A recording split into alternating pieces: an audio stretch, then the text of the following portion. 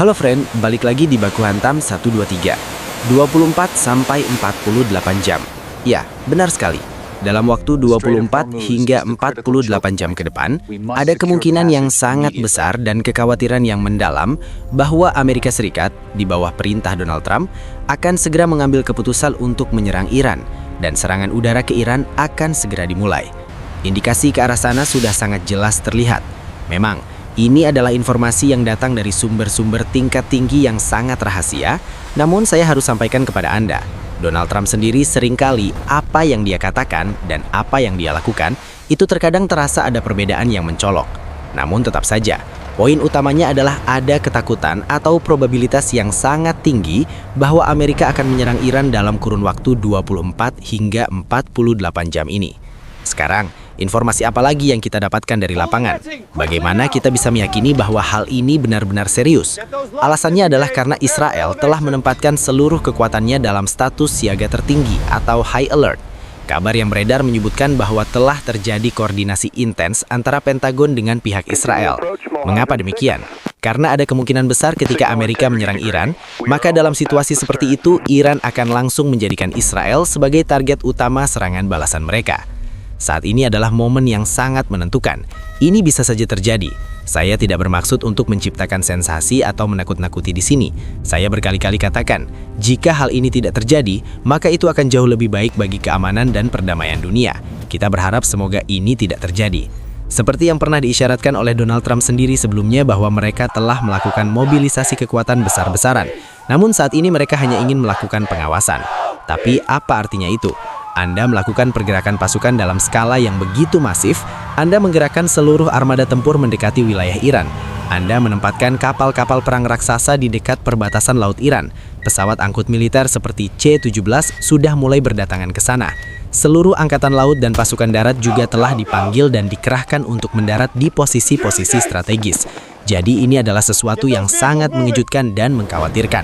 Namun, apa yang akan dilakukan Iran? Iran telah memberikan peringatan keras bahwa serangan apapun, sekecil apapun, berarti perang total. Artinya, meskipun serangan itu bersifat jangka pendek, spesifik, atau hanya menyasar satu area tertentu saja, Iran menegaskan bahwa serangan jenis apapun akan dianggap sebagai perang penuh, dan atas dasar itulah mereka akan memberikan jawaban dengan kekuatan maksimal yang mereka miliki. Ini adalah apa yang disampaikan dari pihak Iran. Reuters juga telah melaporkan hal ini secara luas. Ya, Reuters melaporkan bahwa Kementerian Pertahanan Iran menanggapi pembentukan kekuatan militer Amerika dengan mengatakan bahwa setelah pengalaman perang selama 12 hari sebelumnya, kemampuan rudal mereka telah meningkat drastis. Informasi mengenai uji coba rudal ini terus mengalir namun mereka sengaja tidak membicarakan detailnya secara terbuka. Dan bersamaan dengan itu, Anda perlu tahu mengapa perang ini seolah-olah sudah tidak bisa dihindari lagi. Hal ini dikarenakan Menteri Luar Negeri Turki menyatakan adanya indikasi kuat bahwa Israel bisa saja menyerang Iran.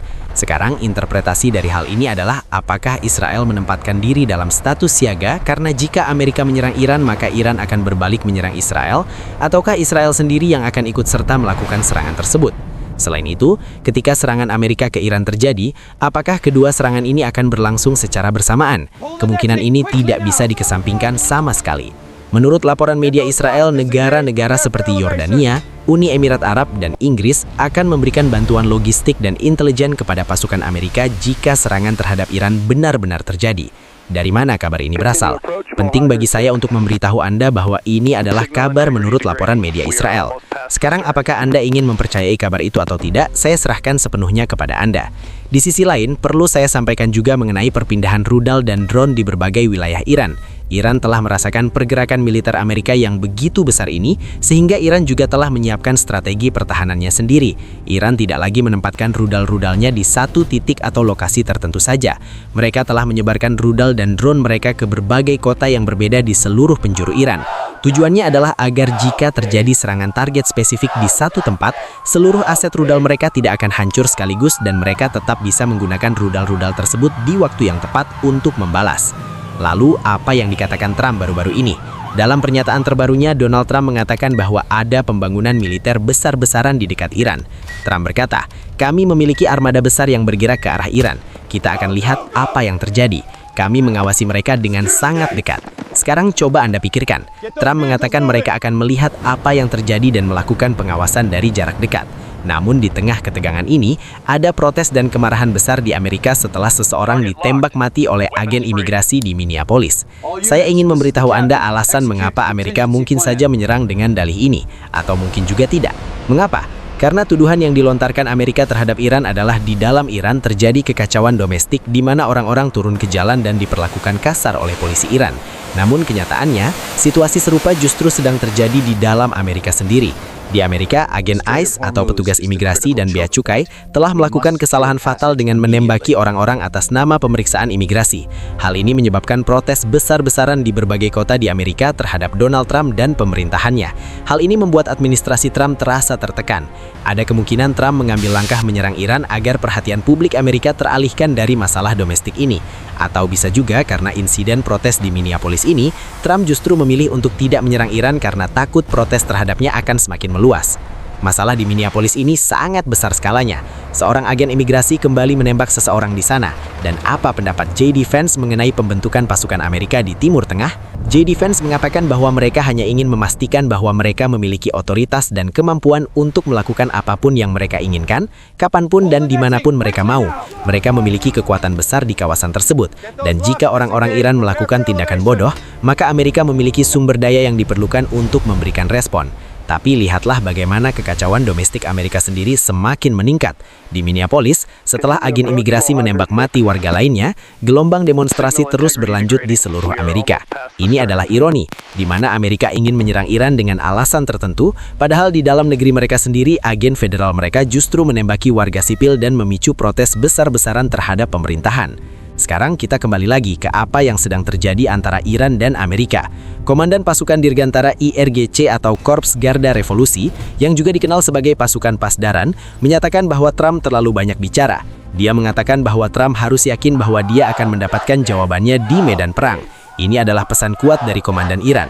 Di sisi lain, Gubernur Minnesota mendesak Presiden Trump untuk menarik ribuan petugas federal setelah penembakan mengerikan yang terjadi.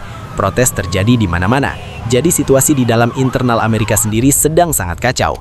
Sementara itu, Angkatan Bersenjata Iran telah memperingatkan negara-negara tetangga yang menampung pangkalan militer Amerika. Iran menegaskan bahwa pangkalan-pangkalan tersebut akan menjadi target yang sah.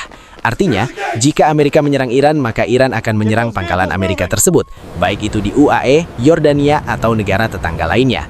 Peringatan ini muncul karena Jenderal Militer Iran menyadari bahwa pergerakan militer Amerika yang masif ini pasti memiliki tujuan tertentu. Banyak analis melihat bahwa Trump mungkin menyukai solusi ala Venezuela, yaitu menunjukkan kekuatan militer dan ancaman untuk membangun pengaruh, lalu diikuti dengan deeskalasi yang cepat. Seperti yang terjadi di Venezuela, ada hype besar, operasi cepat dilakukan, lalu segalanya meredah. Ada juga yang berpendapat bahwa Trump mungkin melakukan serangan yang sangat cepat dan singkat terhadap instalasi nuklir Iran untuk menghancurkannya dalam sekejap.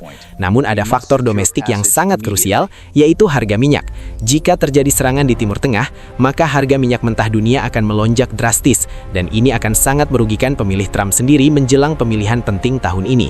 Pengamat internasional seperti Alan Jerson juga menekankan bahwa perang ini akan menciptakan kekacauan total di Timur Tengah. Di sisi lain, Israel juga tidak berhenti melakukan aksinya. Baru saja dikabarkan bahwa drone Israel mentargetkan sebuah kendaraan di wilayah Lebanon Selatan. Serangan ini menewaskan beberapa orang termasuk seorang guru. Selain itu ada laporan mengenai tindakan keras pemukim ilegal Israel terhadap anak-anak Palestina di tepi barat. Semua ini saling terkait. Iran juga dikabarkan akan segera memulihkan layanan internet dalam waktu dekat. Sementara Trump memperingatkan Kanada akan dikenakan tarif 100% jika mereka melakukan kesepakatan dagang dengan China. Masalah ini juga menyeret Rusia dan China. Rusia terus menyerang Ukraina meskipun ada pembicaraan damai dengan AS. Di Belgia, ada berita besar di mana negara tersebut melarang pesawat yang membawa senjata untuk Israel melewati ruang udara mereka. Jadi, gambaran besarnya adalah situasi saat ini sangat eksplosif. Aktivitas Amerika dan Israel menunjukkan kemungkinan besar serangan terhadap Iran dalam 24 hingga 48 jam ke depan. Namun, Iran juga tidak diam. Mereka mulai menggerakkan kapal selam mereka untuk memberikan sinyal bahwa mereka bisa menghancurkan kapal induk Amerika.